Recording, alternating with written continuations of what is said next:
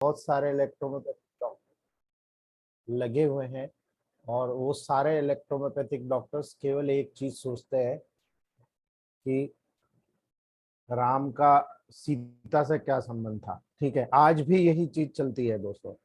मैं आप लोगों से एक ही चीज कहता हूँ अगर आपको इलेक्ट्रोमोपैथ का मास्टर बनना है तो आपको थोड़ा सा अपने लेवल पर जाना पड़ेगा, अपने लेवल को अपडेट करना पड़ेगा। अगर आप अपने लेवल को अपडेट नहीं कर पाते हैं दोस्तों तो आप मान के चलिए आप इतना पीछे रह जाएंगे, कोई भी छोटा सा व्यक्ति अपने लेवल पर आपसे आगे निकल जाएगा दोस्तों।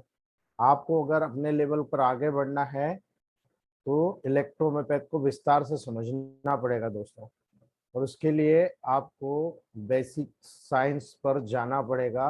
और यही बेसिक साइंस जो है आपको बहुत आगे लेकर जा रहा है दोस्तों।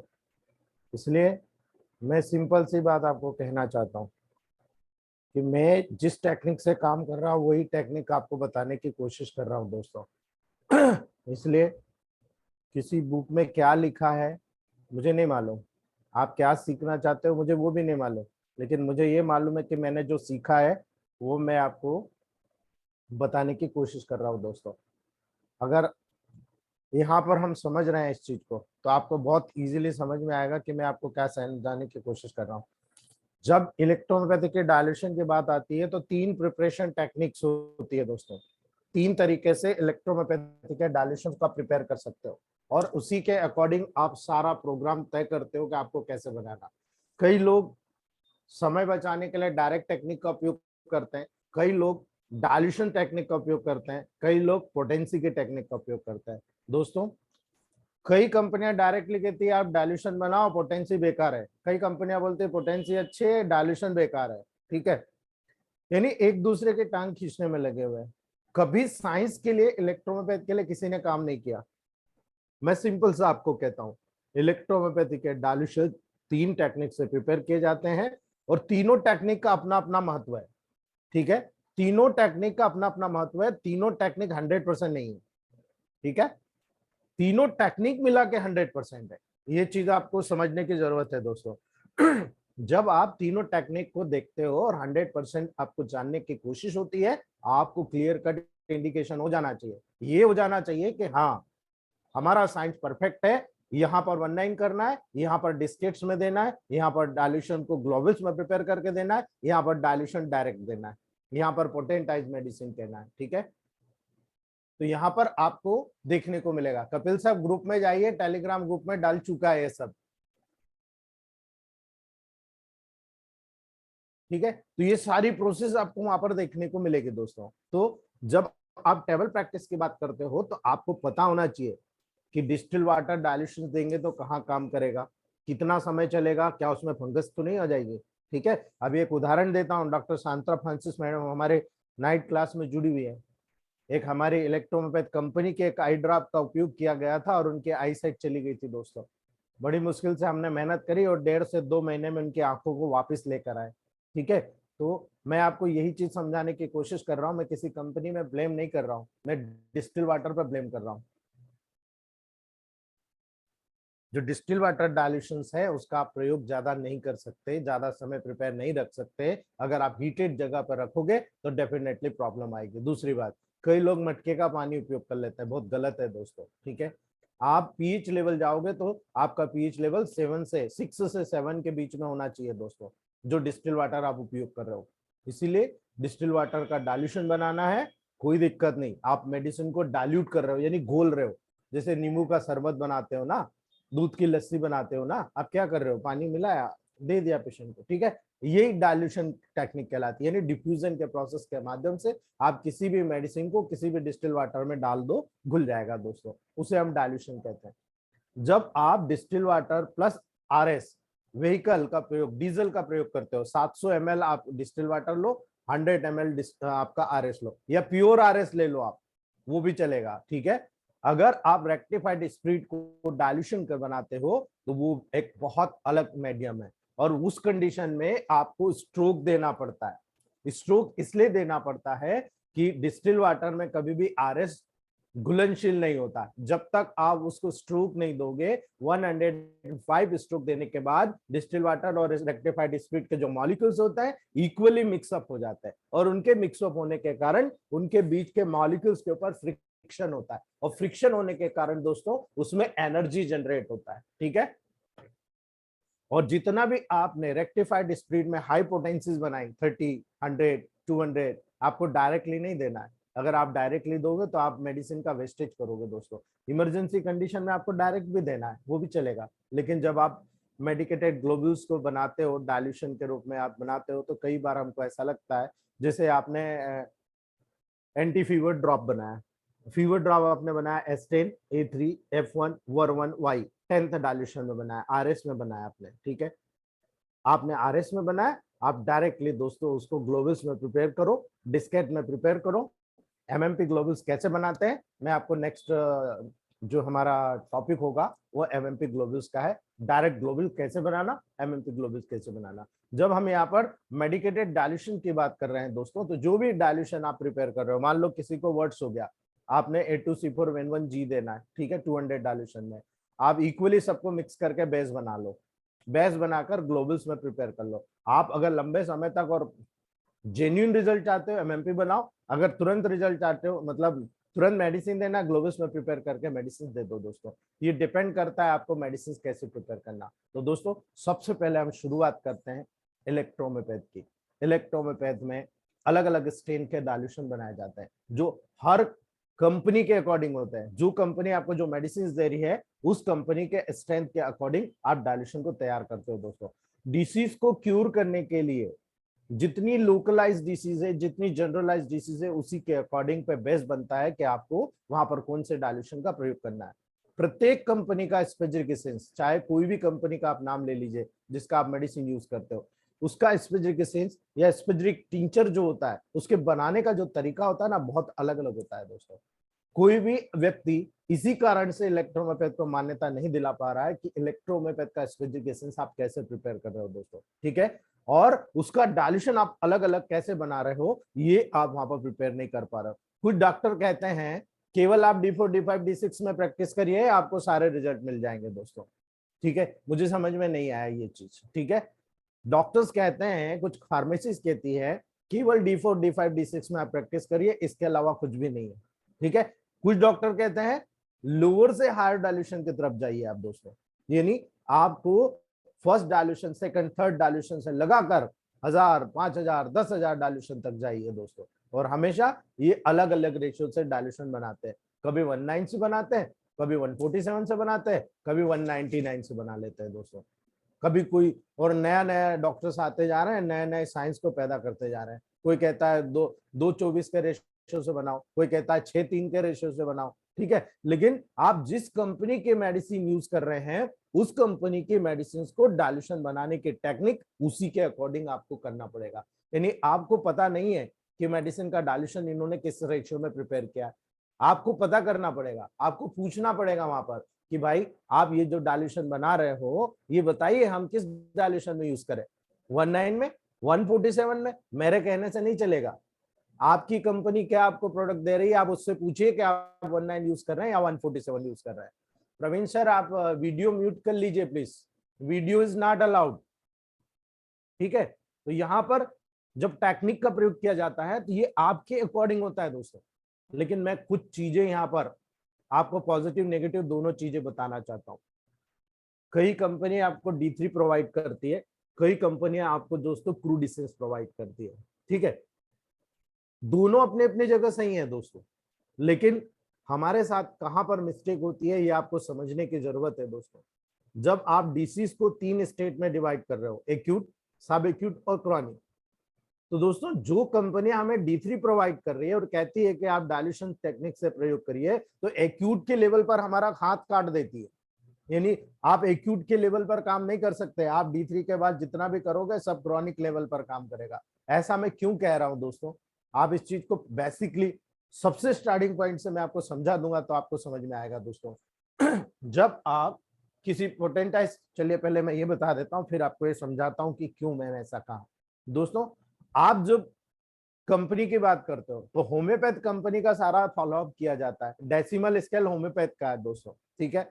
147 आपके एनएल सिन्हा जी ने बनाया था दोस्तों, जो हिंदुस्तान में इलेक्ट्रोहोम्योपैथी को doctor Baldev Saxena, doctor father Muller sir, ये लोग लेकर आए थे और उन्होंने देखा था वहां पर कि प्रिपरेशन कैसे करना है, और उन्होंने 147 का, पहले उन्होंने 149 का बनाया था। 1 पार्ट मेडिसिन, 47 पार्ट एल्कोहल यानी रेक्टिफाइड स्पिरिट प्लस या डिस्टिल वाटर, और 2 ml उसमें आरएस डालते थे, या डायरेक्टली 47 ml आरएस डालते थे दोस्तों। आप दोनों टेक्निक से बना सकते हो। तो ये रेशियो उन्होंने उपयोग किया था दोस्तों। और इलेक्ट्रोहोम्योपैथ में 19 और 147 दो रेशियो दोनों को अडॉप्ट किया गया है दोस्तों, दोनों को ऑफिशियली अडॉप्ट किया गया है। इसीलिए दोस्तों जब होम्योपैथ फार्मेसी की बात की जाए, क्योंकि डेसिमल स्केल जो होता है होम्योपैथ फार्मेसी से लिया गया है दोस्तों, ये डेसिमल स्केल जो होता है 19 का रेशियो, ये 19 का रेशियो, ठीक है। ये 19 का रेशियो डॉक्टर हेयरिंग साहब ने वहां पर सबसे पहले होम्योपैथ में लॉन्च किया था दोस्तों, और सबसे पहले उन्होंने इसको डेसिमल स्केल को बनाना था, उससे 1x 2x 3x करके उन्होंने मेडिसिन प्रिपेयर किया था। इलेक्ट्रोहोम्योपैथ में इसका उपयोग इसलिए किया जाता है कि इसमें न्यूट्रिशन की मात्रा पर्याप्त मात्रा में पेशेंट को मिल जाती है दोस्तों, जिससे D4 D5 D6 डाइल्यूशन के अकॉर्डिंग वहां पर यूज किया जाता है। डॉक्टर हैनीमन साहब ने भी आगे जाकर बहुत सारी पोटेंसीज बनाई थी, 199 सेंटीसिमल, 50 मिलीसिमल, वो अलग मैटर है। लेकिन इलेक्ट्रोहोम्योपैथ में एनएल सिन्हा जी और उनके फॉलोअर्स ने 147 को रेशियो बनाया था दोस्तों, जो बहुत हद तक सेटिस्फाई था दोस्तों। तो हम दोनों तरह से बात करते हैं। हम सबसे पहले बात करते हैं कि भाई जो लोग डिस्टिल वाटर मेडिसिन की बात करते हैं, वो डिस्टिल वाटर मेडिसिन का लेवल का प्रयोग करते हैं, तो वो कैसे करते हैं दोस्तों। मैंने अभी आपको कहा कोई कंपनी आपको D3 अवेलेबल कराती है, तो जब D3 अवेलेबल कराती है वो डेसिमल स्केल से बनाने को बोलती है 1:9 रेशियो से। तो जब आपको D3 अवेलेबल है दोस्तों, आपको कंपनी ने D3 दिया हुआ है, वो आपको बोलती है कि दिस इज स्पेजरिक एसेंस, ये हमने D3 में आपको स्पेजरिक एसेंस दिया है। अब ये D3 से 1 पार्ट आप मेडिसिन लेते हो, 9 पार्ट आप डिस्टिल वाटर लेते हो, उसमें आप मिक्स कर देते हो, स्ट्रोक नहीं मारना है। डेसिमल जब बनाओगे, जब आप डिस्टिल वाटर बेस बनाओगे, वहां आपको स्ट्रोक मारने की जरूरत नहीं, केवल हल्का सा हिला लेने का है, ये आपका डाइल्यूशन बन गया। तो 1:9 के रेशियो से जब तोड़ोगे आपका D4 बन गया। जब इस D4 का एक पार्ट लेकर आपने 1:9 के रेशियो से आपने लिया, आगे बना D5। इस D5 का एक भाग लिया आपने, 9 पार्ट आपने डिस्टिल वाटर लिया, इसको तोड़ा, बना आपका D6। ये D6 का एक भाग लिया आपने, 9 पार्ट आपने डिस्टिल वाटर लिया, और यहां पर आपने इसको मिक्स किया, ये बन गया D7। D7 का एक पार्ट लिया, 9 पार्ट डिस्टिल वाटर लिया, इसको आपने मिक्सअप किया, ये बन गया आपका D8। 1:9 का पार्ट आप D8 का लिया, उसको मिक्स किया, D9 बन गया। इस प्रकार से 1:9 किया, D10 बन गया। लेकिन मुझे बताइए दोस्तों, D4 बना तो D1 D2 D3 कहां गया? D1 D2 D3 कहां गया? ये तीनों एक्यूट पे काम करते हैं, और जब एक्यूट है ही नहीं आपके पास, तो आप D4 D5 D6 D7 से आप क्या उम्मीद करते हैं कि आप एक्यूट डिसीज को कवर करेंगे? यही कारण है कि मैं डेसिमल स्केल में ये कमी देखता हूं कि हमें यहाँ पर क्रूड डिसेंस अवेलेबल नहीं कराया गया। हमें यहाँ पर कंपनी ने केवल D3 दिया है, यानी D2 D1। आप सोचिए कंपनी कितना मार्जिन कमा रही है आपसे, आपसे कितना पैसा कमा रही है, लेकिन रिजल्ट कहाँ दे रही है आपको? एक्यूट आपका हाथ काट दे, एक्यूट आप ठीक नहीं कर सकते हो। आप हमारे पेटेंट यूज करो, हमारे पेटेंट यूज करो, आप एक्यूट पे काम करो, ये नहीं, आप समझ जाइए। तो यहाँ पर डेसिमल स्केल आप जो बनाते हो वो D4 से बनता है दोस्तों, ठीक है। आपको क्लियर आना चाहिए ये चीज समझ में, ठीक है। तो ये चीज मुझे बताना था, मैंने आपको बताया कि 1:9 रेशो से डेसिमल स्केल इस लेवल पर बनता है। यहाँ पर D5 D4 D5 D6 ये क्रॉनिक पे काम करता है, D1 D2 D3 ये एक्यूट पे काम करता है। और जब आप यहां पर दोस्तों D7 D8 बनाते हो, ये डिजेनरेटिव और डिस्ट्रक्टिव डिसीजेस पे काम करता है, और जो D10 होता है ये कैंसर पे काम करता है, ठीक है दोस्तों। तो ये चीजें हैं, अब ये चीजें आपको समझनी है कि ये एक्यूट पे काम करने वाला मेडिसिन आपके पास D3 एसेंस आप लोगे, आपके पास नहीं है। आप एक्यूट डिसीज में काम नहीं कर सकते हो, आप केवल क्रॉनिक डिसीज में D4 D5 D6 के लेवल पर काम कर सकते हो। आप डिजेनरेटिव डिसीज में D7 D8 D9 के लेवल पर काम कर सकते हो। आप D10 को केवल कैंसर पे काम कर सकते हो, आप ये चीजों को कवर अप कर सकते हो, लेकिन एक्यूट डिसीज का आपके पास कोई प्रोटोकॉल उपलब्ध नहीं है दोस्तों, याद रखिएगा मेरी बात आप। ठीक है, दूसरी बात, जब आप ये समझ गए, मिटा दूं,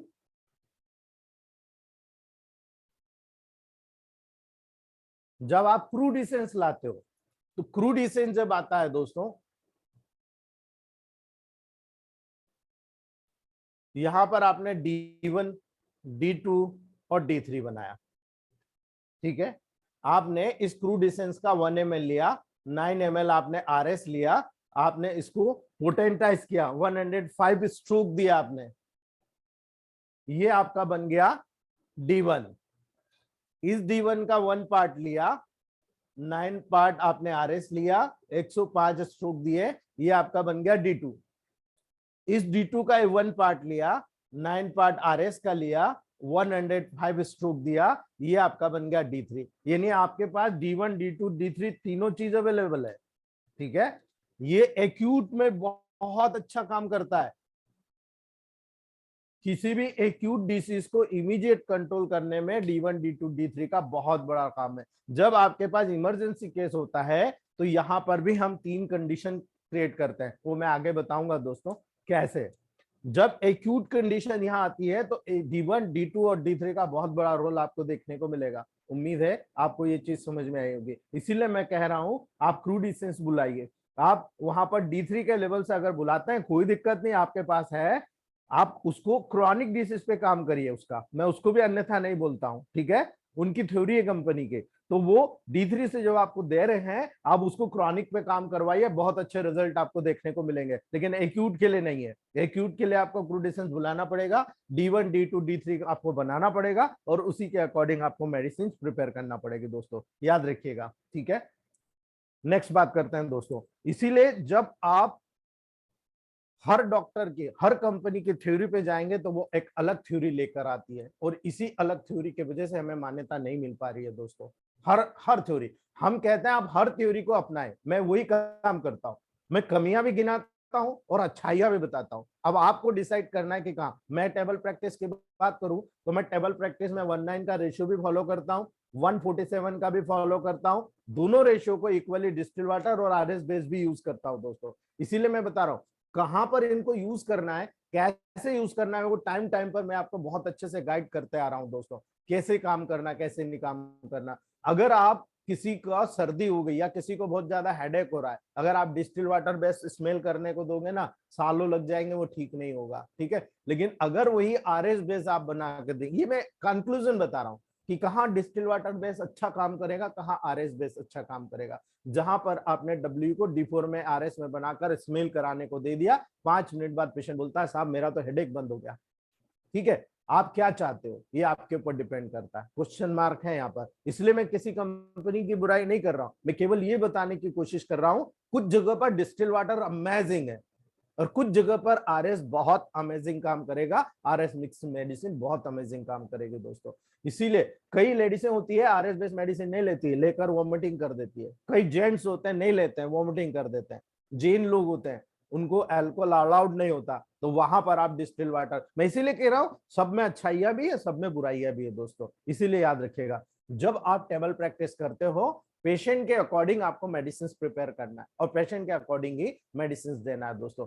जब आप देखोगे टेबल प्रैक्टिस को तो कुछ रिसर्चर्स कहते हैं, मेथड नंबर 1 बता रहा हूं दोस्तों, कुछ रिसर्चर्स कहते हैं कि आप केवल D4, D5, D6 का प्रयोग कीजिए, उसमें सब आ गया।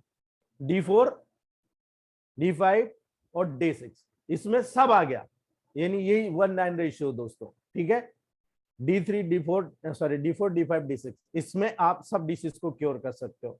रूटीन प्रैक्टिस में जब ये चीज की जाती है 25% केसेस सक्सेस होते हैं, 75% केसेस फेलियर होते हैं। ये मेरा पर्सनल अनुभव है, कौन क्या कहता है मुझे नहीं मालूम, लेकिन ये मेरा पर्सनल अनुभव है। 25% सक्सेस होते हैं, 75% फेल हो जाते हैं दोस्तों। ये ऑफिशियल मेथड है डाइल्यूशन बनाने की 1:9 रेशियो से। और आपके पास अगर केवल D3 ओरिजिनल रेमेडी है, आपके पास एसेंस है, आप डायरेक्ट उससे बना सकते हो दोस्तों। लेकिन बनाने का तरीका वही है जो मैंने आपको बताया, यानी अगर आपको D4 डाइल्यूशन बनाना है, D3 एसेंस का 1 ml लीजिए, 9 ml आप व्हीकल को मिलाइए, व्हीकल डिस्टिल वाटर हो सकता है, आरएस हो सकता है। यदि आप डिस्टिल वाटर में मिलाएंगे, केवल आपको मिक्सअप करना है, स्ट्रोक नहीं देना है। लेकिन आप आरएस मिलाएंगे, आपको स्ट्रोक देना है दोस्तों। डिस्टिल वाटर की मेडिसिन शॉर्ट टर्म यूजेबल होती है, शॉर्ट टर्म यानी कम से कम समय में उसको खत्म करना होता है। लेकिन जो आरएस बेस्ड मेडिसिन होती है सालों तक खराब नहीं होती है दोस्तों, ये इसका बेनिफिट होता है। अब आपको डिसाइड करना है दोस्तों, ठीक है, एक साफ बॉटल लेना है, उसमें कार्क लगाकर दोस्तों, याद रखिएगा, है ना, अच्छे से धो लीजिए, वॉश कर लीजिए, उसके बाद उसको हटा दीजिए, ठीक है।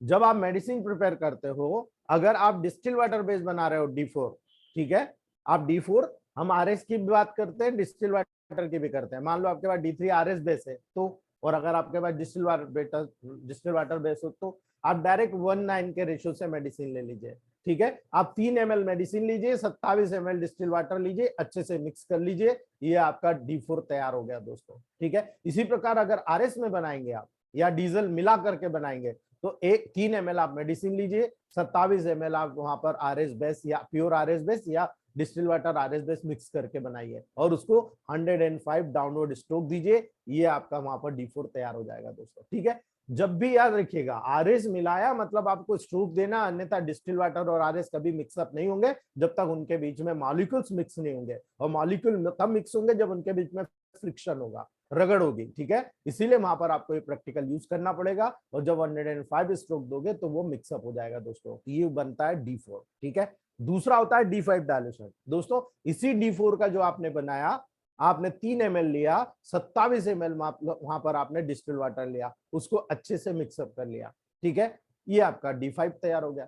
अब इसी D5 को आपने आगे की तरफ फिर लिया 3 ml, और 27 ml डिस्टिल वाटर लिया, उसको मिक्स कर लिया आपने, ये आपका D6 तैयार हो गया। तो कुछ कंपनियां कहती है बस D4, D5, D6 के लेवल पर काम करो, आपको आगे पीछे जाने की जरूरत नहीं है दोस्तों, लेकिन मैं सेटिस्फाई नहीं हूं। मेरी 25 साल की लाइफ में मैंने कभी भी नहीं देखा कि 25% से ज्यादा रिजल्ट मिला, 25% पर जाकर क्लोजअप हो जाता है दोस्तों। इसीलिए जब हम टेबल प्रैक्टिस की बात करते हैं तब कहते हैं कि नहीं, आप इसको आगे बढ़ाइए, जितना आगे बढ़ाओगे उतना ज्यादा आपको इंप्रूवमेंट देखने को मिलेगा दोस्तों, ठीक है। इसीलिए आप जब आरएस बेस बनाते हो तो D4 जो आपने आरएस बेस बनाया था उसका 3 ml लीजिए, 27 ml आप वहां पर डिस्टिल वाटर या आरएस मिक्स करके लीजिए, और उसको 105 स्ट्रोक दीजिए, ये आपका D5 तैयार। इस D5 का 3 ml लीजिए, 27 ml आप वहां पर आरएस बेस्ड मेडिसिन व्हीकल लीजिए, उसको अच्छी तरीके से मिक्सअप कीजिए, 105 स्ट्रोक दीजिए, ये आपका D6 तैयार हो गया दोस्तों। तो इस प्रकार से कुछ रिसर्चर्स कहते हैं कि केवल और केवल आप इस प्रकार से D4, D5, D6 बनाइए और इसमें अपनी प्रैक्टिस कंप्लीट कीजिए। मेरे सारे सीनियर डॉक्टर से पूछ लीजिएगा कि उनमें से कितने लोग केवल इस प्रोसीजर का फॉलो करते हैं। आपको 95% लोग ये बोलेंगे कि D5, D4, D6 के लेवल पर हमें जो रिजल्ट नहीं मिला, हम जितना आगे गए उतना जबरदस्त हमें रिजल्ट मिला, ठीक है। कई लोग कहते हैं कि आप तो होम्योपैथ का तरीका सिखा रहे हो। भाई, मेरी डिग्री 1998 की इलेक्ट्रोहोम्योपैथ की है, और 2019 का मेरा BHMS कंप्लीट है, और BHMS करने का मेरा केवल एक उद्देश्य था, मुझे प्लांट की स्टडी डिटेल करना था, और वही उद्देश्य मैंने पूरा किया। नॉलेज तो मेरा गेन हुआ, 10 गुना नॉलेज हुआ दोस्तों, एक इलेक्ट्रोहोम्योपैथ डॉक्टर से 10 गुना नॉलेज मेरा बढ़ गया। और साथ में जब उसी चीज को मैंने 19 से 2000, आज अभी 22 चल रहा है, 3 साल पहले की मेरी डिग्री कंप्लीट है दोस्तों। अब इन 3 साल में जो मैंने डिफरेंस देखा, मैं पहले 5 से 10, ज्यादा से ज्यादा 15 पेशेंट देखता था, आज मैं 25 to 40 पेशेंट पर डे देखता हूँ, और ऑनलाइन में ज्यादा वहां पर सर्वे करता हूँ, ऑनलाइन ज्यादा मेडिसिन सप्लाई करता हूँ दोस्तों। ये डिपेंड करता है कि मैंने कितनी मेहनत करी है, मैंने अपने आप का अपडेशन किया दोस्तों। मैंने इस चीज को निकाल के अलग कर दिया कि भाई D4, D5, D6 के लेवल पर आप किसी पेशेंट को 25% तक कंट्रोल कर सकते हो, उससे ज्यादा नहीं कर पाओगे। इसलिए मैंने अलग प्रोसेस बनाई, मैंने हर चीज को अडॉप्ट किया। मैंने ये देखा 1:9 में मॉलिक्यूल्स ज्यादा होते हैं, मैंने होम्योपैथ के हिसाब से सीखना शुरू किया कि 1:9 के लेवल पर जब मॉलिक्यूल्स ज्यादा होते हैं तो कोई भी ऑर्गन को जब न्यूट्रिशन की जरूरत होती है ना, तब हमें वहां पर 1:9 रेशियो फॉलो करना है। आप डेफिनेटली देखेंगे ना, 1:9 रेशियो वहां पर इतनी जल्दी एनर्जी डेवलप करेगा, और वो एनर्जी हमारे बहुत काम आएगी पेशेंट को ठीक करने में। इसलिए जहां पर एनर्जी लेवल कम है, पेशेंट वीकनेस की शिकायत करता है, पेशेंट को आपको पॉजिटिव मेडिसिन देने की जरूरत है, आप सीधा 1:9 दे दीजिए। आप देखिए मॉलिक्यूल्स की क्वांटिटी ज्यादा है वो, ठीक है। और मॉलिक्यूल्स की क्वांटिटी क्यों ज्यादा है आपको देखने को मिलेगा, जब आप 1:9 रेशियो बनाते हो वो 1 पार्ट होता है, लेकिन जब 147 से फर्स्ट डायल्यूशन बनाते हो ये 5th डायल्यूशन होता है 1:9 का। आप सोच लीजिए 147 से जब फर्स्ट डायल्यूशन बनाया ये 5th डायल्यूशन होता है डेसिमल स्केल का दोस्तों। तो आप सोच लीजिए कि जब यहां पर आप इस प्रकार से फॉलो कर रहे हो तो आप देखिए कहां जा रहा है दोस्तों डायल्यूशन। जब आपका D4 बन रहा है वहां पर 147 का जब फर्स्ट डायल्यूशन बनता है वो सीधा 5th डायल्यूशन हो जाता है दोस्तों, 5वां डायल्यूशन। आप सोचिए कितना चेंज हो गया। तो ये डायल्यूशन न केवल थोड़ा बहुत न्यूट्रिशन भी देगा लेकिन डिसीज के लेवल को बढ़ा देगा, अर्थात बड़े हुए डिसीज के लेवल को कंट्रोल करेगा। यानी अगर कोई एक लोकल पार्ट है यहां पर 1:9 का रेशियो अगर इतनी दूर काम कर रहा है तो 147 का रेशियो इतनी दूर काम करेगा दोस्तों, आप सोच लीजिए। ठीक है, जब आप फर्स्ट डायल्यूशन का लेवल लोगे 1:9 का यहां काम कर रहा है, 147 का इतनी दूर काम कर रहा है, क्योंकि इसका 5 गुना है वो। इसीलिए इस क्वांटिटी को मैं अडॉप्ट करता हूं, क्योंकि आजकल जितनी डिसीज होती है आप मानते होंगे मल्टीपल डिसऑर्डर के रूप में होती है। कोई एक ऑर्गन में स्थिर नहीं होती, कई ऑर्गन्स को इन्वॉल्व करके हमारे पास आती है। कई पेशेंट डायरेक्टली हमारे पास नहीं आते, 10-12 डॉक्टर से ट्रेनिंग करके हमारे पास आते हैं और हमें बोलते हैं कब तक रिजल्ट दोगे, कितने दिन में रिजल्ट दोगे, ठीक है, कितना पैसा लगेगा। वहां लाखों रुपए खर्च कराए तब नहीं पूछा उन्होंने, हमारे पास आके पूछते हैं कि भाई आप बताओ। तो मैं भी ठोक पीट के बात करता हूं, ऐसा लगेगा, आपकी इच्छा हो तो करो, इतना टाइम लगेगा, आपकी इच्छा हो तो करो। इसीलिए दोस्तों आपको यहाँ पर अपने आप को मजबूत करना है, रिजल्ट हम देंगे लेकिन आपको हमारे अनुसार चलना पड़ेगा। आपकी इच्छा हो तो लो, नहीं तो मत लो। एक पेशेंट ठीक करोगे 10 मिलेगा, नेवर माइंड, हम एक ही पेशेंट पे कॉन्सेंट्रेट करते हैं। मैं एक तरीके के एक पेशेंट को क्योर करता हूं, मुझे महीने में 10 पेशेंट उस पेशेंट की तरफ से मिल जाते हैं। क्यों? क्योंकि 5 दिन 10 दिन 15 दिन के बाद जब रिजल्ट मिलता है तो लोग पूछते हैं कि भाई तेरे को फायदा हुआ यार, हमारे पास भी ऐसे पेशेंट है। हाँ मुझे फायदा है, तो वहां चले जाओ। ठीक है, ये चीज हमें करना है। और हमारे सीनियरों से पूछ लीजिएगा आप, ये चीज उनके लाइफ में होती जा रही है, गुजरती जा रही है, और वो अपने आप जूनियरों को गाइड कर रहे हैं कि नहीं भाई आप ऐसा करो, एक पेशेंट पे कंसंट्रेट करो, उसको ठीक करो। ठीक है, हमारे जितने भी सीनियर हैं 1:9 भी यूज करते हैं, 147 भी यूज करते हैं दोस्तों, इसलिए कोई डरने की जरूरत नहीं है, आपको वहां पर यूज करना है। जब आप 147 का डायल्यूशन बनाते हो दोस्तों, तो सबसे पहले आपको याद रखना है, आप D3 आपको इससे जो कंपनी ने दिया उससे भी आप बना सकते हो। आपके पास क्रूड इसेंस है तो पहले क्रूड इसेंस को आप D3 बनाएंगे, उसके बाद ही डायल्यूशन बनेगा। D1, D2 और D3 ये तीनों का रोल क्या है मैं कल बताऊंगा। एक्यूट, सब एक्यूट, क्रॉनिक डिसीज का और डिजनरेटिव और कैंसर का मैं कल बताऊंगा। यहां पर आपको ये बता रहा हूं, जब 1:9 का रेशियो आपके पास प्रिपेयर है उसी प्रकार से दोस्तों D3 आपको बनाना है, या कंपनी से आपको RS बेस्ड D3 मिलता है, ठीक है कोई दिक्कत नहीं, आप वो D3 लो। अगर आपके पास क्रूड इसेंस अवेलेबल है दोस्तों तो वो डिस्टिल वाटर बेस्ड इसेंस आप केवल डाइल्यूट थेरेपी से बना सकते हो। लेकिन जब आपके पास RS बेस्ड आपके पास मेडिसिन अवेलेबल होता है, आप वहां पर क्रूड इसेंस ले रहे हो, D1 D2 D3 बनाओ। आपके पास कंपनी ने RS बेस्ड D3 इसेंस दिया, ठीक है वो भी ले लो आप। ठीक है, वहां पर आपने लिया, अब एक भाग मेडिसिन का 47 पार्ट आपने एल्कोहल का लिया। आपने 105 स्ट्रोक में, हर कंपनी का अलग रेशियो होता है दोस्तों, कोई कंपनी बोलती है 100 स्ट्रोक दो, कोई 105 बोलता है, कोई 110 बोलता है। आप यहाँ पर 105 एक नेचुरल होता है, 105 स्ट्रोक दीजिए, ये आपका फर्स्ट डायल्यूशन तैयार। फिर उस फर्स्ट डायल्यूशन का 1 पार्ट लीजिए, 47 पार्ट एल्कोहल मिलाइए, 105 स्ट्रोक दीजिए, ये आपका सेकंड डायल्यूशन तैयार। आप इसको दूसरी टेक्निक से भी बना सकते हो। आप यहाँ पर 45 पार्ट डिस्टिल वाटर और 2 पार्ट आप यहाँ पर RS ले सकते हो, ये भी हो सकता है। या फिर आप डीजल बना के रखिए। ठीक है, डीजल मतलब आप 700 ml डिस्टिल वाटर और 100 ml RS को पहले से मिक्स करके रख लीजिए और उसका उपयोग आप यहाँ डायल्यूशन बनाने में कीजिए। उसका टेस्ट भी गंदा नहीं लगेगा और लंबे समय तक प्रिपेयर भी रहेगा। आप हर पेशेंट को वहां पर दे सकते हो और पेशेंट को भी इतना गरम या मुझे गरम लग रहा, मुझे ये हो रहा, मुझे वो हो रहा, वो नहीं होगा। ठीक है, याद रखिएगा। तो जब आपने सेकंड डायल्यूशन बनाया, इसी प्रकार से सेकंड का एक पार्ट लिया, 47 पार्ट आपने व्हीकल का लिया, 105 स्ट्रोक दिया, थर्ड बन गया। इसी प्रकार से आप आगे थर्ड, फोर्थ, फिफ्थ, सिक्स, 7, 8, 9, 10 बनाते हैं दोस्तों।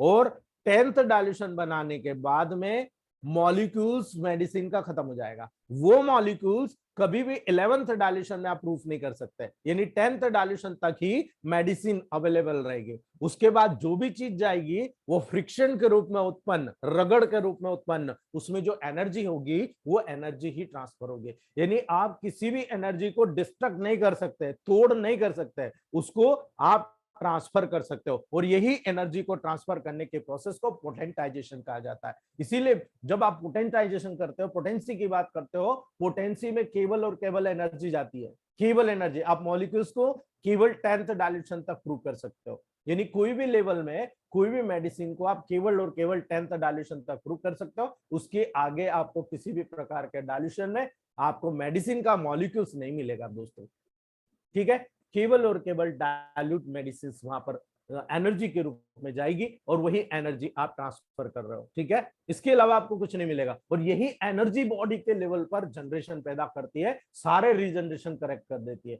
इसीलिए आप जब हाई पोटेंसी का मेडिसिन यूज करते हो, आप केवल एनर्जी जनरेट कर रहे हो, और उसी एनर्जी के बिहाफ पर आप दोस्तों पेशेंट को तुरंत रिकवर कर देते हो। आप पैरालिसिस पे देख लो, आप सोरियासिस पे देख लो, आप ऑटो इम्यून डिसऑर्डर्स पे देख लो, आप देखो रिजल्ट। आप अभी डॉक्टर सुरेश गांधी जी के प्रिपरेशन देखिए, जो हम लोग टंग थेरेपी के आधार पर कर रहे हैं दोस्तों। टंग थेरेपी में भी हमने इलेक्ट्रोहोम्योपैथी को कोलैबोरेट कर दिया है, और देखिए हम नया मैंने स्मेल थेरेपी इजाद करी, और डॉक्टर सुरेश गांधी जी ने वहां पर टंग डायग्नोसिस के साथ इलेक्ट्रोहोम्योपैथ के लेवल पर मेडिसिन को प्रिपेयर करना शुरू कर दिया है। आप देखिए कितना बेहतरीन रिजल्ट आपको देखने को मिलेगा। इसीलिए दोस्तों आप जब टेबल प्रैक्टिस में भाग करते हो तो अपने आप को अपडेट करो, ठीक है। आप किसी की कंपनी की बात में मत मानो, अपने दिल पे जाओ, आप आपका दिल जो कहता है उसी पे जाओ, ठीक है। आपको लगता है कि आपको रिजल्ट मिल रहा है, आपको रिजल्ट मिलाना है दोस्तों, पेशेंट को क्यूर करना है, हमारे नंबर ऑफ पेशेंट्स बढ़ाना है। अगर आप किसी एक कंपनी पे कॉन्सेंट्रेट कर जाओगे, उसी कंपनी के अकॉर्डिंग रह जाओगे। आप हर कंपनी की बात सुनो, आप एक कंपनी पे मत जाओ, हर टीचर की बात सुनो, मेरे पे मत जाओ, आप हर टीचर की बात करो। जब हर टीचर आपको गाइड करना शुरू करेगा, आप देखिए आपका एक रिस्पॉन्स अलग जाएगा, आपका अपडेशन अलग जाएगा, और जब आप क्वालिटी मेंटेन करोगे तो आपकी क्वालिटी नंबर 1 रहेगी दोस्तों। इसीलिए यहाँ पर मैंने एक बारीक सी चीज आपको समझाने की कोशिश की है, उम्मीद है आपको समझ में आई होगी दोस्तों। दूसरी बात करते हैं, ये पहली मेथड मैंने बताई, दूसरी मेथड।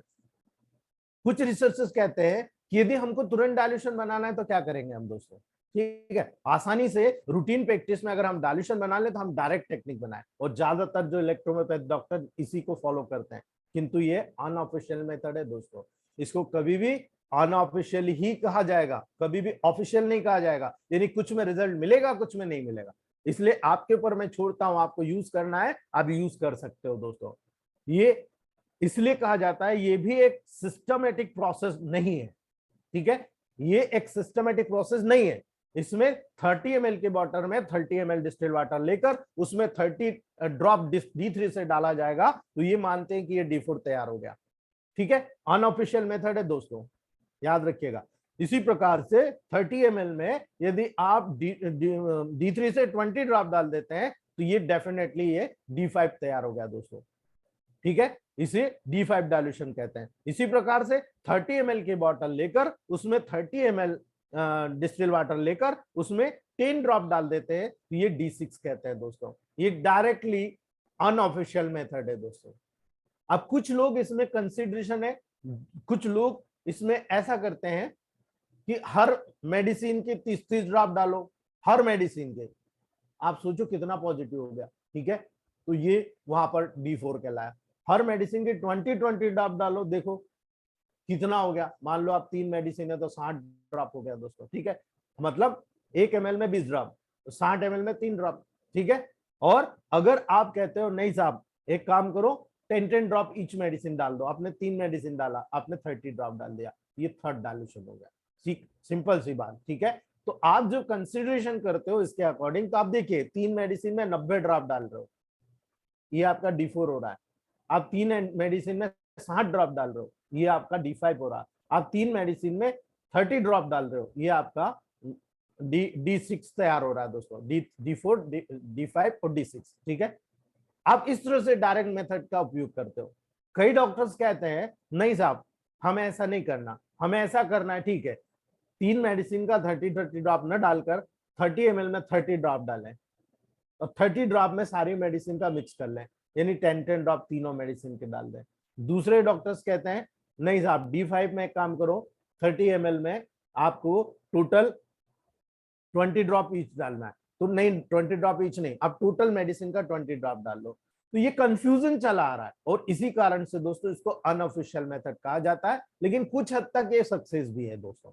कई लोग इस कंपनी के इसको प्रयोग करते आ रहे हैं, कुछ हद तक सही भी है, ठीक है, टेबल प्रैक्टिस के हिसाब से। तो अकॉर्डिंग कंडीशन, लेकिन वहां पर फिर वही बात आ जाती है, लोकल डिसीज और जनरल डिसीज, उस कंडीशन में आप कहां तक मेडिसिन को पहुंचा पाएंगे, यह आपके बुद्धि के ऊपर डिपेंड करता है, आपकी टेबल प्रैक्टिस के ऊपर डिपेंड करता है दोस्तों। इसीलिए मेथड को मैं सही नहीं मानता हूं, डायरेक्ट मेथड को। आप जब प्रिपेयर करके मेडिसिन देंगे, आपको पता होगा कि मैंने इसमें क्या मेडिसिन ज्यादा मिलाई, क्या कम करी। आप सबको इक्वली डाल रहे हो, अब सब मेडिसिन को इक्वली डाल रहे हो, कुछ मेडिसिन को सुपरफिशियल भेजना है, कुछ को डीप में भेजना है, कैसे करोगे बताओ आप मुझे। आप मान लो कोई फार्मूला बना रहे हो, आपने H2L1B C2N1G मिला है, H2L1B को भेज रहे हो, क्या तीनों को इक्वली भेजोगे?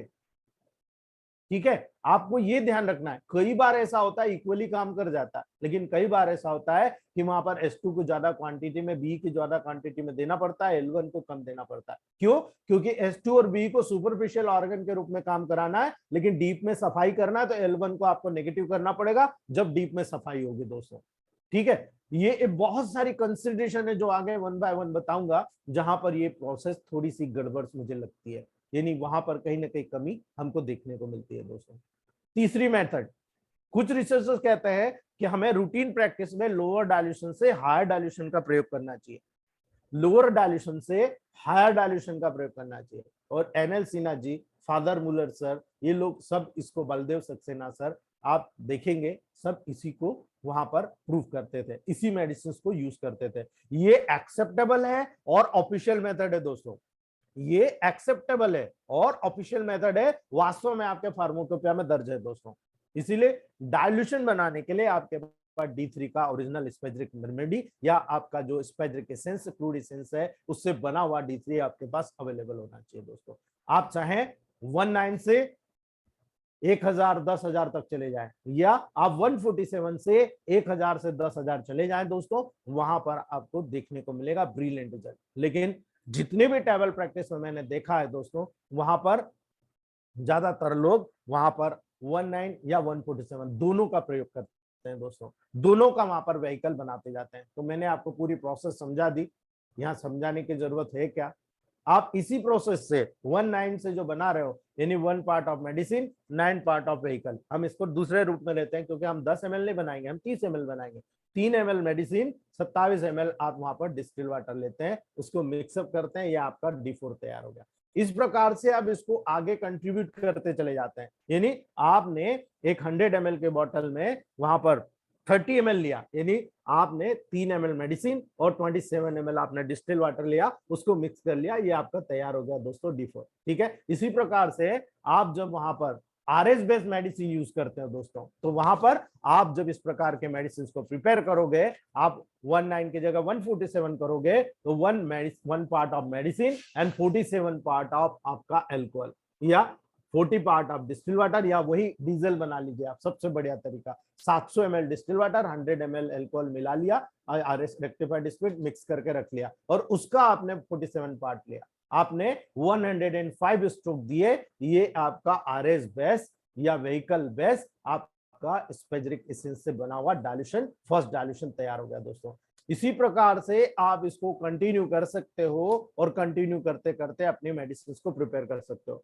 अब बात आती है दोस्तों, जब आप हजारों डाइल्यूशन बनाएंगे, तो आपकी क्लिनिक में जरा सी तो जगह होती है, ठीक है, अब जरा सी जगह होती है, आप कैसे उपयोग करोगे दोस्तों, कैसे इसको प्रिपेयर करोगे? इतने मेडिसिन को रखना भी संभव नहीं है, ठीक है। इसीलिए कंपनी से बैक पोटेंसी बुलाई जाती है, और ये बैक पोटेंसी कैसे बनती है मुझे नहीं मालूम, लेकिन सबसे एडवांटेज ये होता है, आपको 10th बनाना है, आप 9th बैक पोटेंसी बुला लीजिए, आपको 30 बनाना है, 29th बुला लीजिए, आपको अगर 199 बुला लीजिए, अगर आपको 200 बनाना है दोस्तों, अगर आपको 499 बुला लीजिए, अगर आपको 500 बनाना है, यानी 10th 30 200 500 और 999, अर्थात यहाँ पर 1000।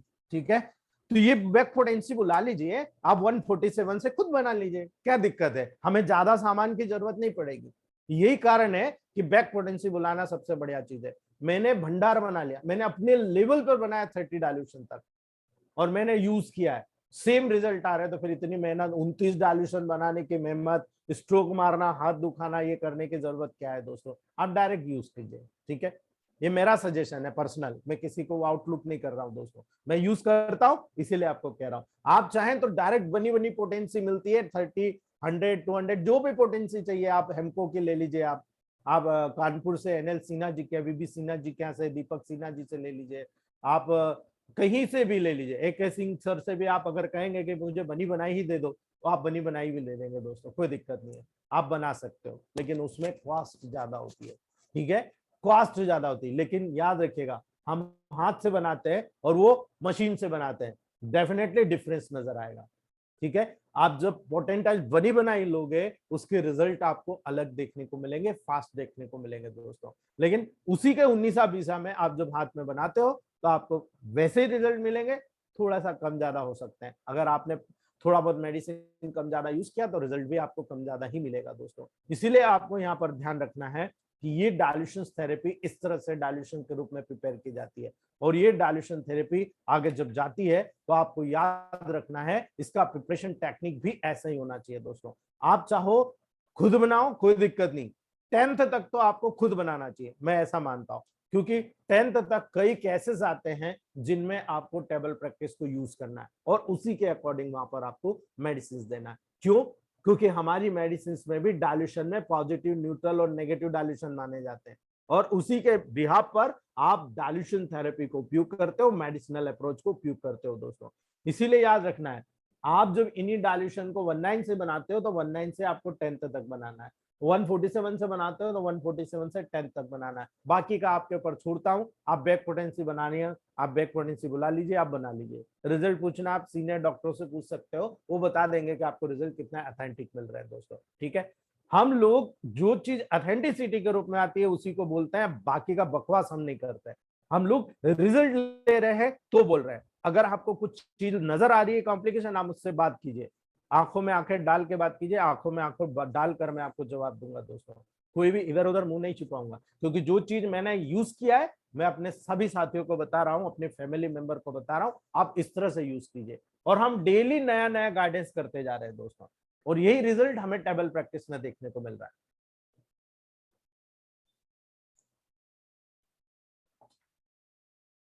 जब आप इस प्रकार के डायल्यूशन बनाना सीख जाएंगे, तब आपको समझ में आएगा कि इस डायल्यूशन का उपयोग कैसे करना है दोस्तों, ठीक है। तो उम्मीद है ये डायल्यूशन थेरेपी आपको समझ में आई होगी।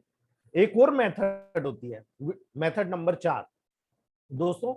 कुछ रिसर्चर्स कहते हैं यदि आपको तुरंत डायल्यूशन बनाना हो तो क्या करोगे आप दोस्तों? भाई कई बार होता है हमारे पास प्रिपेयर नहीं होता, तो रूटीन प्रैक्टिस में अगर आपको डायल्यूशन बनाना है, बहुत आसान है दोस्तों।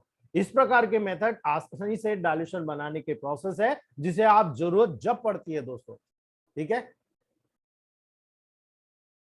जब, जी मलिका मैम थैंक यू, जब आप इस प्रकार से आसानी से डायल्यूशन बना सकते हैं दोस्तों, ये अनऑफिशियल मेथड है, कभी भी ऑफिशियली आपको नहीं मर्ज होगा, आपको अनऑफिशियली ही इसको करना पड़ेगा। क्यों? क्योंकि ये सिस्टमिक प्रोसेस के रूप में वर्क नहीं करती है, लेकिन आसान होती है जब आप कहीं पे कैंप लगाते हैं, जब आपके पास मल्टीपल पेशेंट्स आ जाते हैं, तब आपको जल्दी प्रिपेयर करने के लिए ये मेथड आपको उपयोग करना है दोस्तों।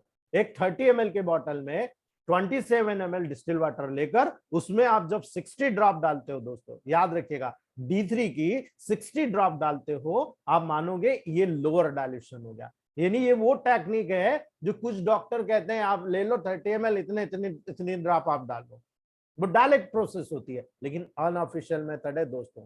इसीलिए मैं इसको कभी आपको कहूंगा नहीं, लेकिन जब भी आपको इमरजेंसी का लेवल होता है मैं आपको जरूर कहूंगा यू कैन डू इट, आप करिए इसको, क्योंकि रिजल्ट इसमें भी है, लेकिन वैसे नहीं है जैसे आप चाहते हो दोस्तों, याद रखिएगा। तो किसी भी डिस्टिल वाटर में 30 ml के बॉटल में 27 ml डिस्टिल वाटर लीजिए और 60 ड्रॉप आप D3 के डाल लीजिए, इसे हम लोअर डायल्यूशन कहते हैं। अगर डिस्टिल वाटर बेस्ड मेडिसिन है 1 ml में 20 ड्रॉप गिरता है, अगर आरएस बेस्ड मेडिसिन है वहां पर 1 ml 36 से 40 ड्रॉप, क्योंकि आरएस की जो ड्रॉप होती है वो स्मॉल होती है, छोटी होती है, और जो डिस्टिल वाटर की ड्रॉप होती है वो बड़ी होती है दोस्तों। इसीलिए याद रखिएगा वहां पर 60 ड्रॉप D3 की जब आप 20 ml डिस्टिलर में डालते हो वो मैक्सिमम 30 ml हो जाता है दोस्तों, और ये आपका D4 कहलाता है।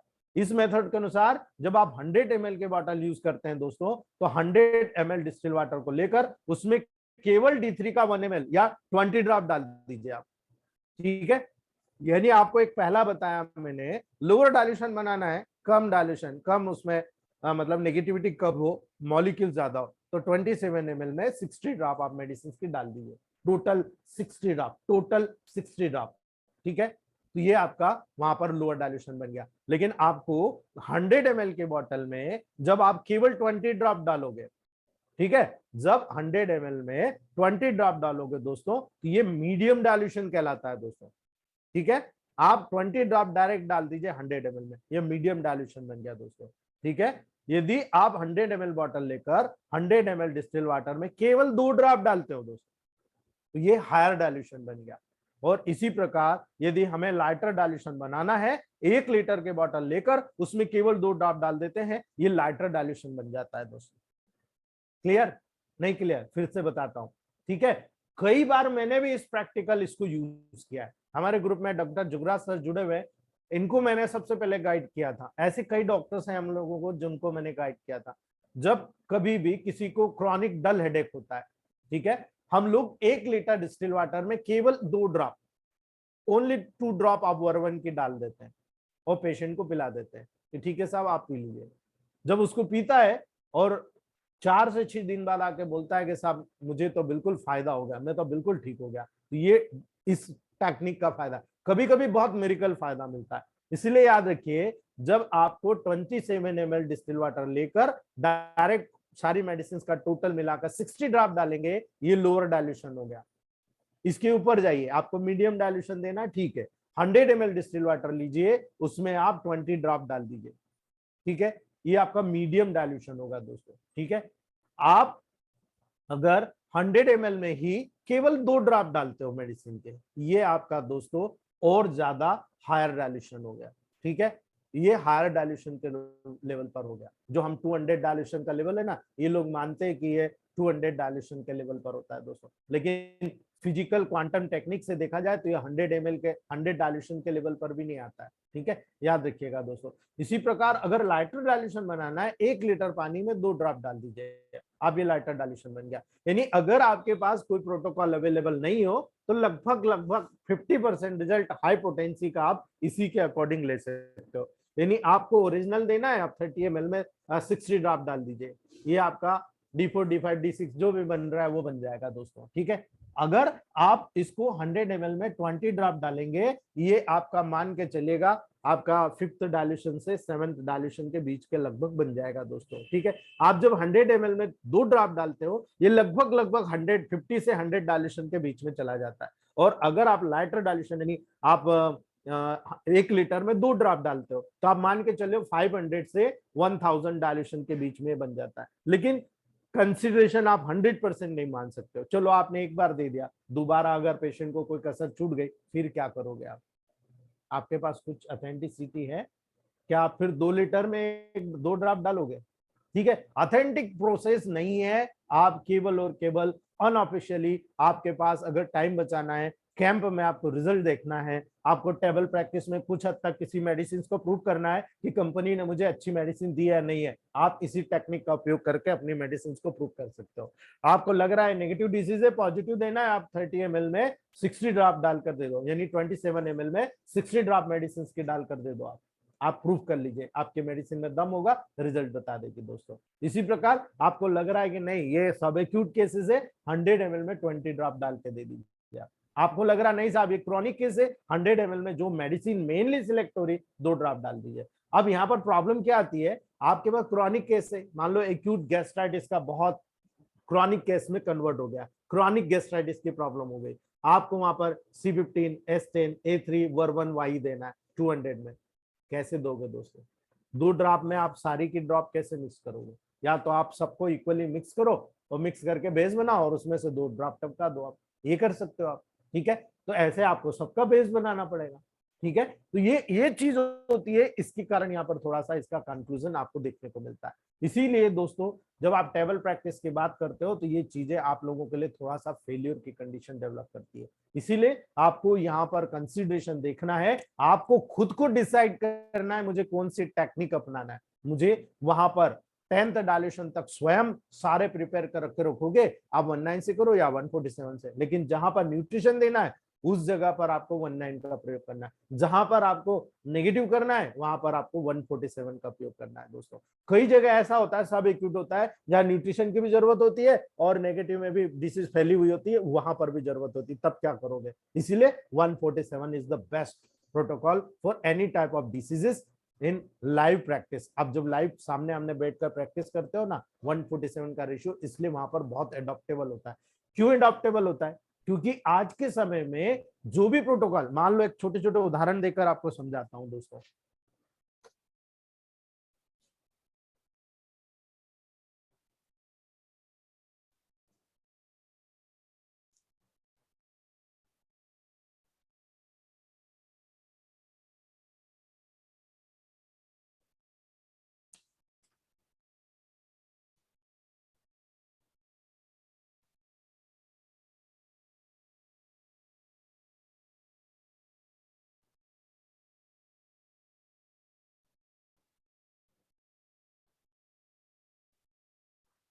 अगर आप रूमेटिज्म की बात कर रहे हो, ठीक है, आप जब रूमेटिज्म में S5C4F1RE या G को D4 में दे रहे हो या S6C6G को D4 में दे रहे हो, D4 में, समझ रहे हो ना, D4 में दे रहे हो, ये क्या काम करेगा? और इसी को अगर हमने S5C4F1RE G S6C6G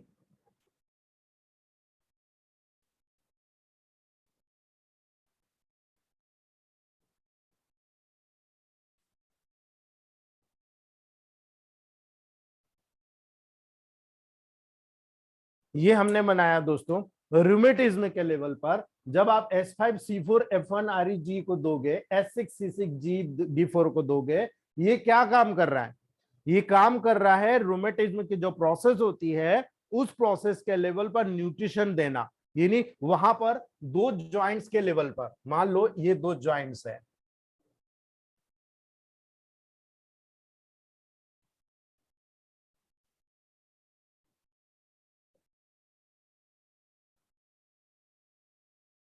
ठीक है, ये 2 बोन है, 2 बोन के बीच में गैप है, गैप में साइनोवियल फ्लूइड है जो इनके रगड़ से रुकता है, ये साइनोवियल मेम्ब्रेन है। अब देखिए रूमेटिज्म में डेवलप होगा तो क्या होगा? साइनोवियल फ्लूइड में भी प्रॉब्लम आएगी, म्यूकस मेम्ब्रेन में भी प्रॉब्लम आएगी, साइनोवियल मेम्ब्रेन में भी प्रॉब्लम आएगी, कैल्शियम डिपोजिशन में भी प्रॉब्लम आएगी, यहाँ पर घर्षण होगा, रगड़ होगा, पेन भी डेवलप होगा, ये सारे कॉम्प्लिकेशन हो रहे हैं। अगर मान लो यहाँ पर यूरिया यूरिक एसिड डेवलप हो गया तो गाउट भी डेवलप हो जाएगा। ये नहीं, सिंपल सी बात है, वेस्टेज मटेरियल वहां पर डेवलप हो रहा है, वेस्टेज मटेरियल डेवलप होने के बाद उसको बाहर निकालने की जरूरत है।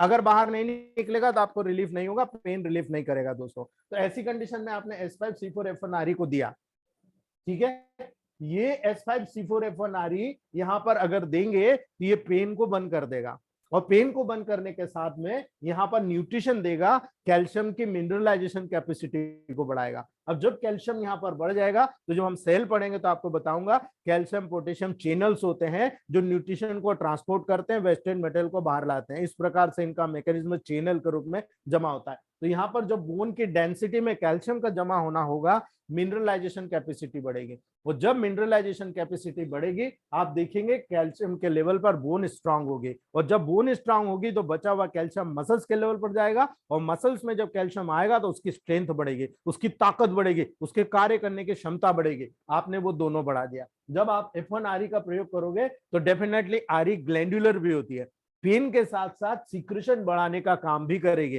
यानी साइनोवियल मेम्ब्रेन के लेवल पर जो ग्लैंड होती है जो साइनोवियल फ्लूइड को सीक्रेट कर रही है उसको स्टिमुलेट करके यहाँ पर ग्लैंडुलर सीक्रेशन को बढ़ाती है। इसलिए हम पहले RE यूज करते हैं, बाद में G यूज करके उसको ठीक कर लेते हैं। अगर आपने यहाँ पर G यूज किया है S6C6 के साथ तो फिर टेंशन नहीं, आप वहां पर RE यूज कीजिए, ठीक है। आप D4 देते हो तो तब केवल न्यूट्रिशन का काम करती है और न्यूट्रिशन के बिहाफ पर काम करके उसको करेक्ट करने का काम करती है दोस्तों। तो ये आपको डेफिनेटली समझना होगा कि यहाँ पर 1:9 का रेशियो केवल ये काम करेगा, केवल जॉइंट्स के लेवल पर काम करेगा, एक जॉइंट्स की बात, ठीक है। बॉडी के जो डिफरेंट डिफरेंट जॉइंट्स होते हैं वहां काम करेगा। लेकिन बात आप देखेंगे जब रूमेटिज्म डेवलप होता है तो बोन के साथ साथ एज वेल एज मसल्स भी इन्वॉल्व हो जाते हैं, लिगामेंट टेंडन भी इन्वॉल्व हो जाते हैं। ऐसी कंडीशन में वो फेल चुका है, तो क्या वहां D4 काम करेगा?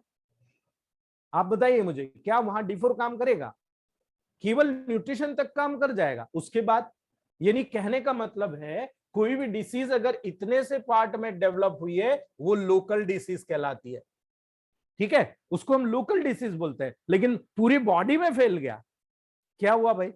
जनरल हो गया ना, पूरी बॉडी में फैल गया, वुल बॉडी, ये क्या हो गया? जनरलाइज्ड हो गया। अब आप मुझे बताइए इस जनरलाइज केस को ठीक करना है क्या आपका D4 D5 D6 ठीक कर पाएगा?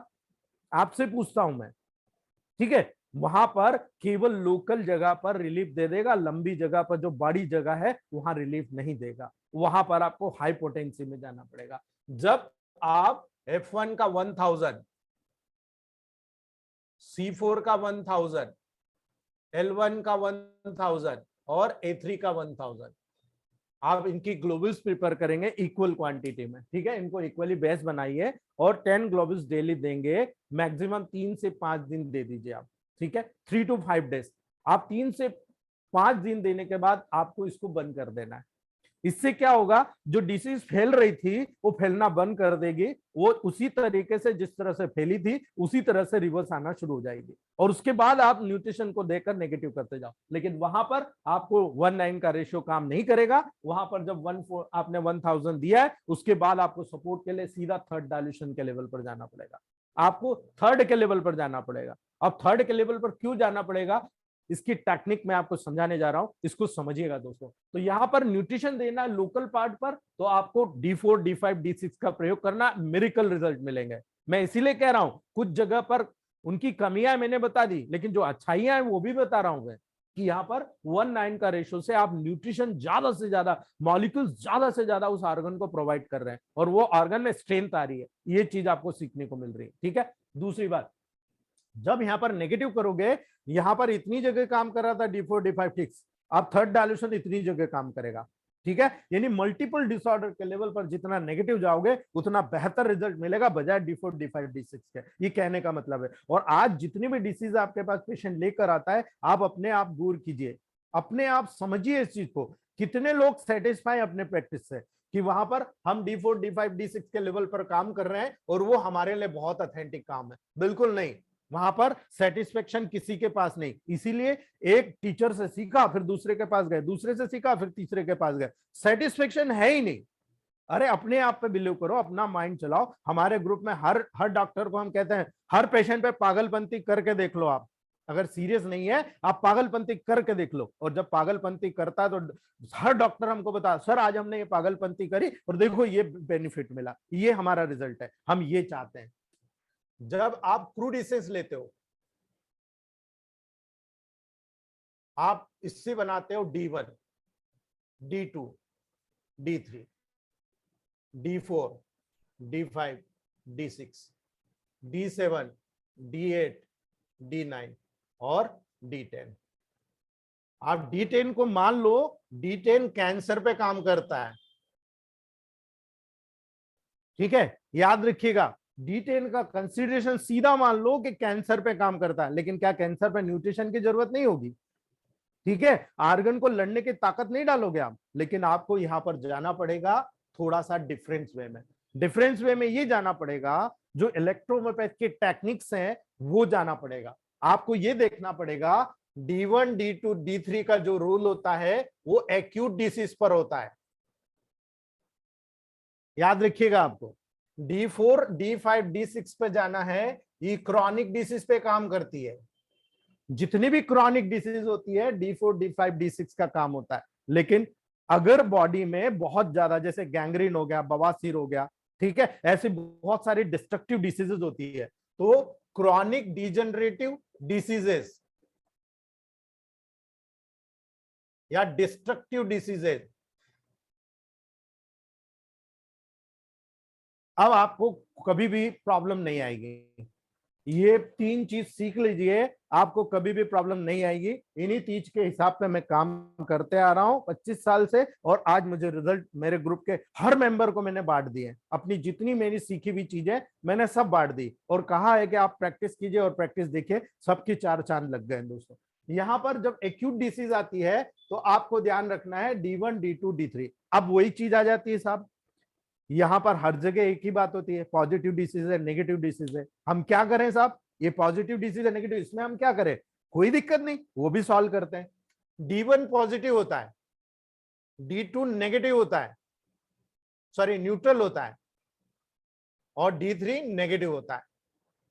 जब एक्यूट डिसीज आती है और एक्यूट डिसीज में आपको प्रैक्टिस करना है तो D1 पॉजिटिव है, यानी अगर एक्यूट में नेगेटिव डिसीज है तो आपको D1 देना है। अगर आपको समझ में नहीं आ रहा D2 दे दो, क्योंकि न्यूट्रल है, हाइपर और हाइपो कंडीशन को बैलेंस कर देगा।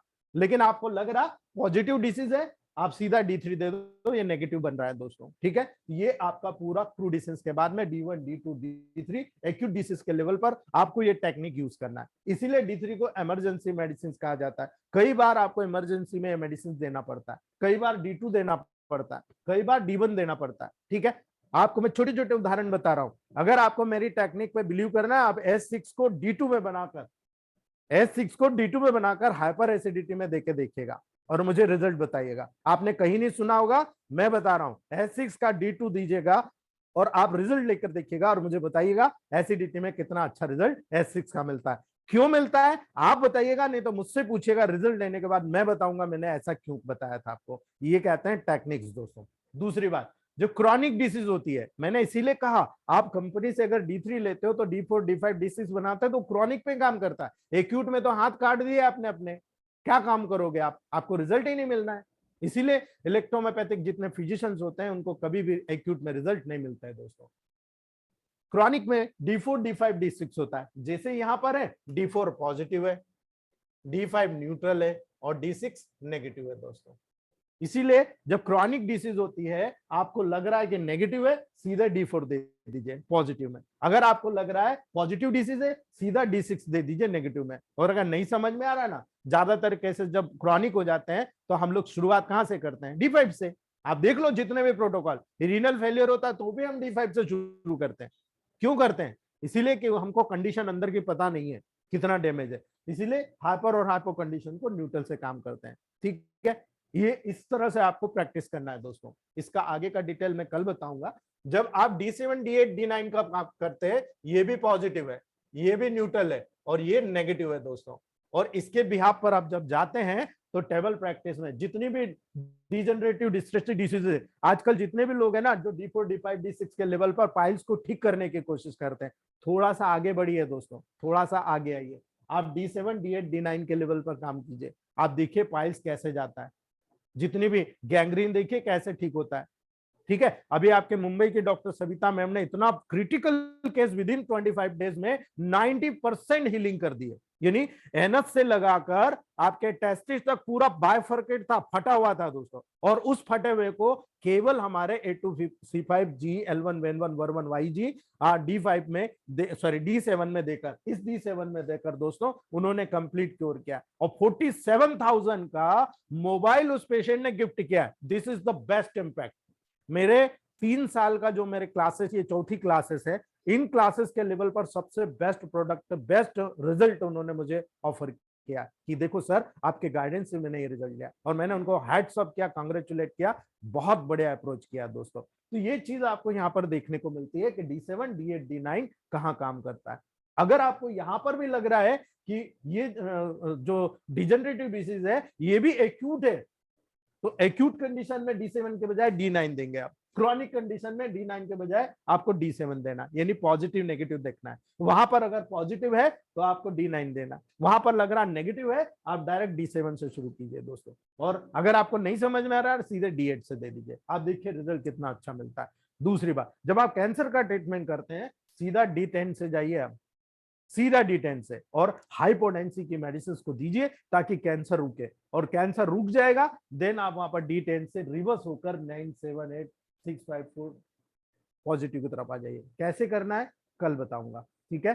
डोज और डायल्यूशन वो मैं कल बताऊंगा। आज आपको मैंने केवल डायल्यूशन बनाने की टेक्निक बताई, कल आपको डोज और डायल्यूशन बताऊंगा, कैसे बच्चों को, बड़ों को, लेडीज को कैसे डिटेक्ट करना है, क्या क्या रहता है, पॉजिटिव डायल्यूशन क्या होता है, न्यूट्रल डायल्यूशन क्या होता है, नेगेटिव डायल्यूशन क्या होता है, मैसिव डोज क्या होता है, स्ट्रॉन्ग डोज क्या होता है, लाइटर डोज क्या होता है, मैं कल बताऊंगा, और उसके अकॉर्डिंग आपकी प्रैक्टिस में 4 चांद लगेंगे। ठीक है दोस्तों, अगर आपको कुछ पूछना है तो आप पूछ सकते हो। हेलो सर जी। जी हेलो जी सर जी, आपने जो अभी D1 D2 D3 जो बताया आपने, जी हेलो, वैसे ये फर्स्ट डायरेक्शन जो है, डायरेक्शन फर्स्ट जो अपना 1.47 से बनाएंगे, तो अभी आप बता सकते हैं सर?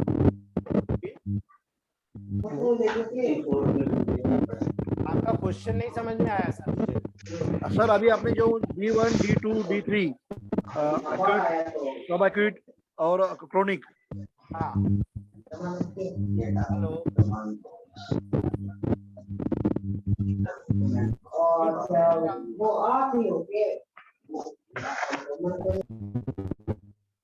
हेलो, हो गए सर आप?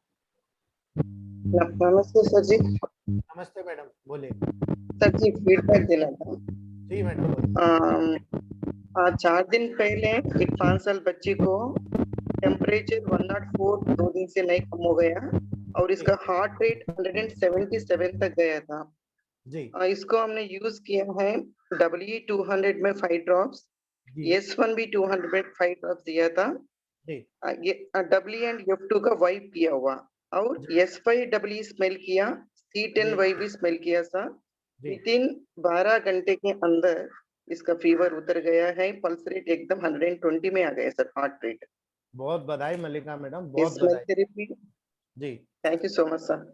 जी हेलो सर। जी স্যার ওই व्हीकल्स के জায়গায় 100 ml आरएस के बजाय हमने ज्यादा आरएस यूज करेंगे तो कोई प्रॉब्लम होगा? नहीं होगा मैडम, रिजल्ट फास्ट आएंगे, लेकिन आपके पास पैसा ज्यादा लगेगा, इसलिए आप जो 700 डिस्टिल वाटर 100 ml उसमें आरएस मिला लीजिए, इससे आप सारी चीज बनाइए, इसमें भी स्ट्रोक मारिए, 5 साल खराब नहीं होगा। ठीक है, आप प्योर आरएस करेंगे तो आरएस महंगा आता है। ठीक है, आरएस और डिस्टिल वाटर की बात करेंगे तो डिस्टिल वाटर आपको 20 से 40 रुपए लीटर मिल जाएगा। ठीक है, और आरएस यूज करेंगे तो 450 ml आपको 140 रुपए के आसपास मिलेगा, 130 से 140। ठीक है, वो कॉस्टली पड़ेगा, हमारा नुकसान होगा, और बहुत सारे लोग आरएस को अडॉप्ट नहीं करते हैं, वोमिटिंग कर जाते हैं। ठीक है, वहां पर आप इसको यूज ना करें, डिस्टिल वाटर बेस आप व्हीकल बनाए, उसमें आरएस मिला ले, 700 डिस्टिल वाटर 100 ml आरएस। ये न्यूट्रल ऐसा प्रोसेस है जो कंपनी अडॉप्ट करती है। ठीक है, कंपनी इसी डायल्यूशन में अपने सारे पेटेंट बनाती है, जितने भी पेटेंट सायरप पीते हैं ना, सारे पेटेंट सायरप में यही रेशियो फॉलो होता है। ठीक है, yes sir, yes sir, thank you sir, thank you. जी सर नमस्कार। नमस्ते सर मैं बोल रहा था ये जनरल टॉनिक नेचुरल टॉनिक जो है ये भी 147 के रेशो में देना बेहतर रहेगा सर, बहुत जहाँ अमेजिंग रिजल्ट मिलते हैं इसके। जी जी ठीक है, आप मेरे आए थे, आपने देखा नहीं, मैंने 147 नहीं बना रखे। ठीक है जी ना? जी जी जी ओके, थैंक यू जी ठीक है दोस्तों, आज यही रखते हैं, कल जब डोज और डाल्यूशन लेकर आएंगे, आप लोग मिस मत करिएगा। ठीक है, ओके।